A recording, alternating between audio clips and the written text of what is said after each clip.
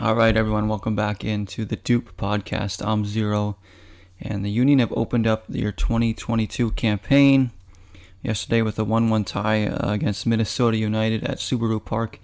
Now, before we get into the game, let's talk about the off-season, the additions and subtractions for the club. Not a lot of noise going on. The Union typically have a pretty quiet transfer window. They usually make a couple signings maybe, and then one or two players go. The big news is we traded away Kasper Schilbilko and just more recently Jamiro Montero as well. And Fontana is gone. De Vries is on loan with his Italian club. I don't believe we re-signed Aurelian Collin. So there are some players that are gone.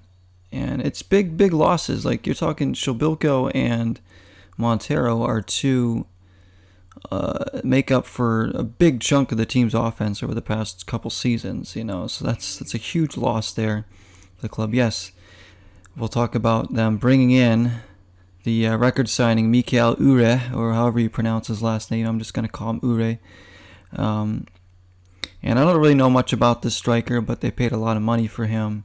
And he's coming in to finished chances and to score goals, obviously, up top. Now, he didn't play in the debut. I believe he is with the club, but he's not quite ready yet to go. So I don't know when he's going to. I assume the next game he's going to be ready to go against Montreal in Montreal. But we're very light on forwards right now without him, because Santos was just coming back from getting his green card for Chile so he could play for the Chilean national team.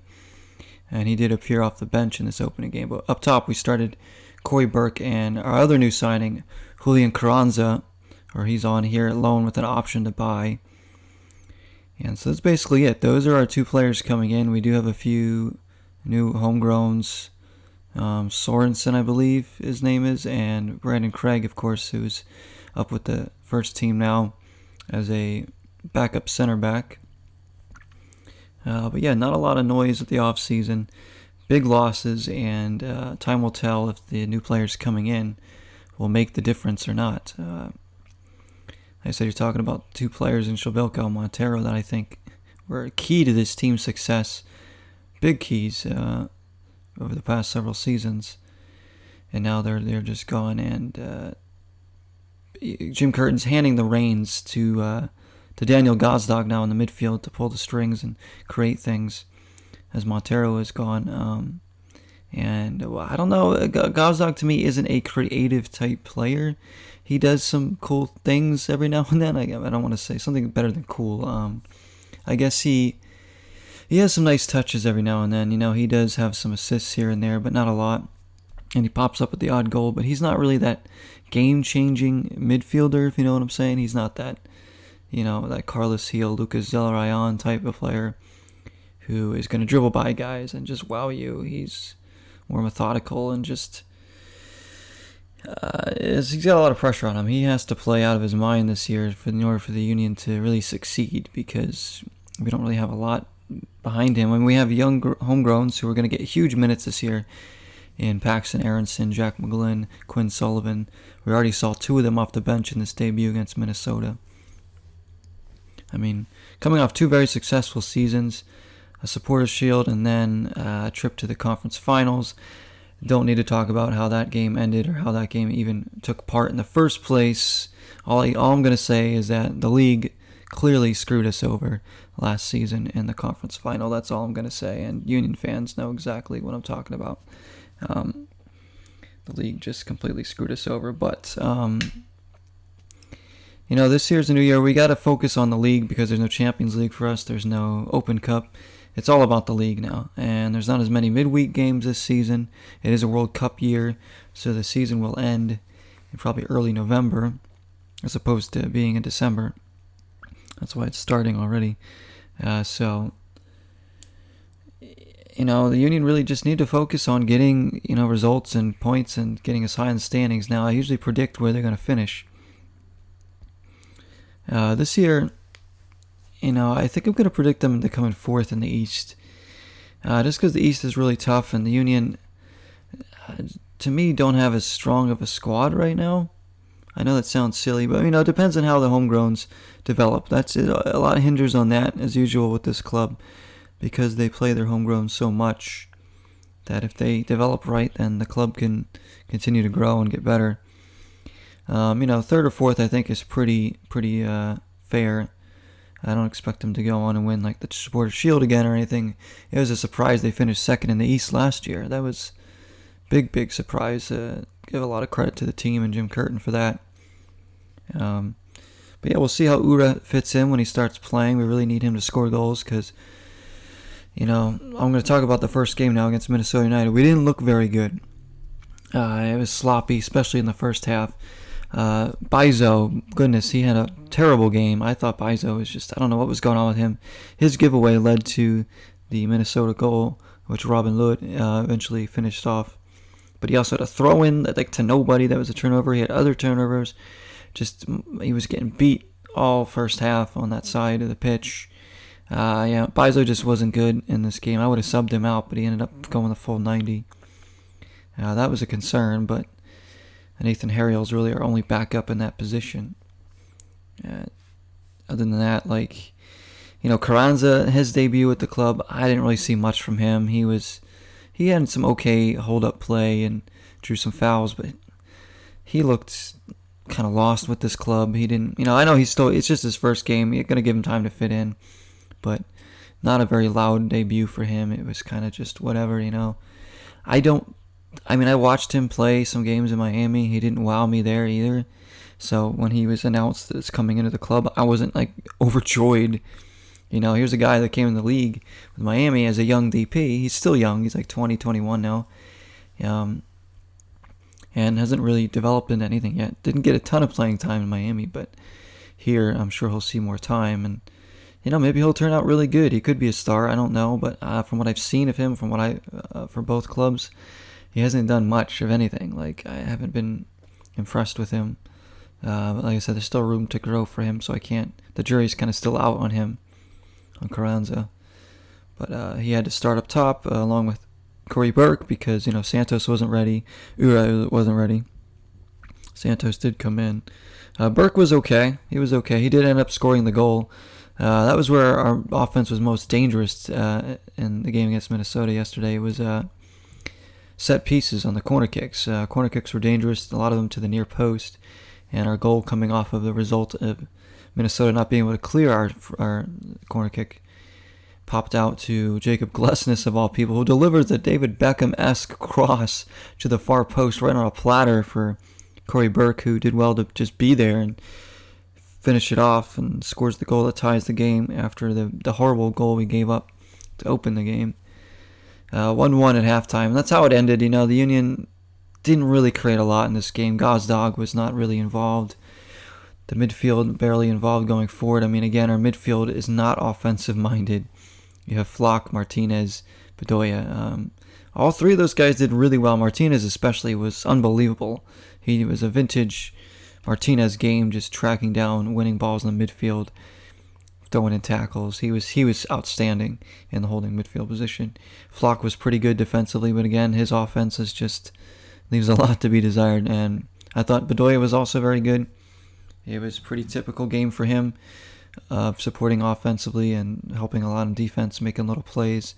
Nothing that wows you, but it gets the job done. Captain's effort. Gazdag not really involved. Carranza not really involved. Burke, other than the goal, not involved too much. I said our offense was pretty stale. It seemed the same thing as last year. Just get it to Bizo, get it to Wagner, have them cross it in. That's basically what it's been. Not a lot of help from our midfield. That's the problem with this team. We don't go after those star midfield players or anything. It's just, Ura has to come in and he has to bang in the goals for us, really. Because with Shabilko gone and, Santos, we know Santos is good. Santos, to me, frustrates me because he's so talented. He has so much pace. But yet his finishing leaves a lot to be desired. He's so inconsistent. And he's injury prone, so he keeps getting injured every year and can't even play half the games. And he's in and out of the starting lineup. And it's just, here's a guy that could dominate games, and he has dominated games before. A guy that could be a real star in this league. But, something always seems to hold him back, whether it's his inconsistent play, his lack of finishing, or his injuries, But the guy has so much talent, and I love him. I do. I love having Santos on the team. He's a lot of fun to watch. He makes things happen, but you can't rely on him. I can't go in and say, oh yeah, he's going to be playing 30 games this year, whatever. Scoring 12 goals, getting 6 assists. That's what you'd hope from him, but that's just not going to happen. It's nice to see Burke get a goal. He really struggled a lot last season after a pretty strong start. He did start to struggle, so I don't know what the lineup's going to be once Ura's here. I assume him and Santos will be up top, and Burke and Kranz off the bench. That's what I'm assuming. And then the rest of the lineup pretty much the same. It was the same thing. Bizo was not good. Carranzo wasn't that good, and Gazdag didn't really get involved as much as we hoped. Young Guns came in, in the second half. They were okay. Aronson trying to make things happen. McGlynn. And then he also, obviously, Santos came in. We didn't see Quinn Sullivan. But, Minnesota outplayed us. They probably deserved to win the game, honestly. But neither goalie really had to make a big-time save. Blake had to make, one save off, I think, Amarilla off of a turnover. He kind of took a long-range shot, and Blake beat it away over the bar. Typical Andre Blake save. But, Tyler Miller didn't really have to make any outstanding saves. Union, like I said, did not create a lot of threat going forward. Defensively, they were okay, but they were a little stretched. We had a little problem with the interchanging of the Minnesota forwards. I mean, that's our problem, too. We don't have a lot of interchanging. The players kind of just stay stagnant to their positions.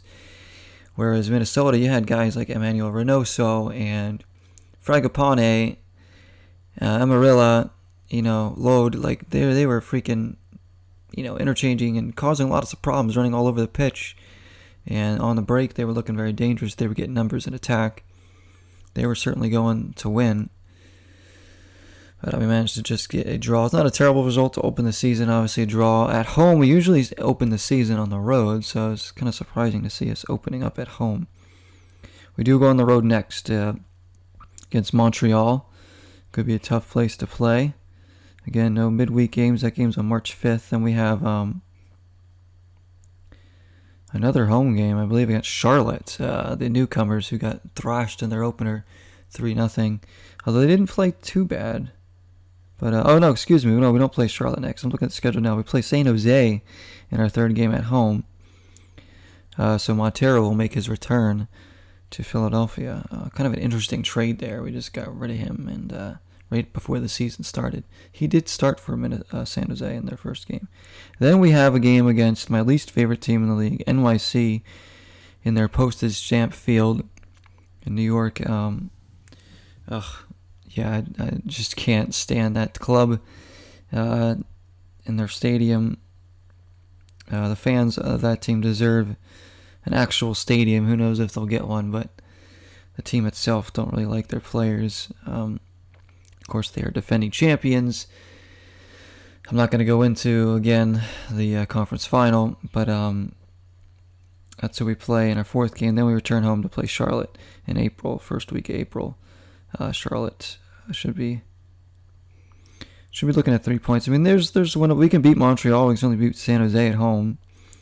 We should be looking at least 4 points in these next two games.